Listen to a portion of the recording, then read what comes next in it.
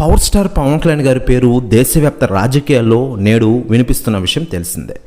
ఏడాది క్రితం వరకు పవన్ కళ్యాణ్ గారిని ఎవరూ పెద్దగా కేర్ చేసేవారు కాదు. వైసీపీ అప్పట్లో అధికారంలో ఉన్నప్పుడు కూడా పవన్పై ఘాటు విమర్శలు చేసేది, వ్యక్తిగత విమర్శలు కూడా దిగేది. కానీ పవన్ నుంచి మౌనమే సమాధానం అయ్యేది. ఇటు టీడీపీ నుంచి కూడా కొందరు నేతలు అడిగిన సీట్లు ఎందుకు ఇస్తాం, బలహీనమైన పార్టీ అని, స్థానాలు అవసరమని వెటకారం చేసిన వాళ్ళు కూడా లేకపోలేదు. అన్నిటినీ సహించి ఓర్పు వహించిన పవన్ కళ్యాణ్ సమయం కోసం వేచి చూశారు. అదే టీడీపీకి తన అవసరం ఏంటో చెప్పకనే తెలియజెప్పారు. రాజమండ్రి జైలు ఆవరణ బయట నుంచే పొత్తు ప్రకటన చేసి సంచలనం సృష్టించారు.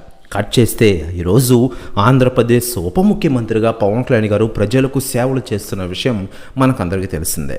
అయితే లేటెస్ట్గా అందుతున్న సమాచారం ప్రకారం ఆంధ్రప్రదేశ్ డిప్యూటీ సీఎం పవన్ కళ్యాణ్ గారి కోసం భారీగా అమరావతి ప్రజలు వస్తూ ఉన్నారట. అమరావతిలో జరిగిన అభివృద్ధి కార్యక్రమాలపై పవన్ కళ్యాణ్ గారితో మాట్లాడున్నారట. ప్రెస్ న్యూస్ కూడా తెగ వైరల్ అవుతోంది ఆంధ్రప్రదేశ్ రాష్ట్ర రాజకీయాల్లో.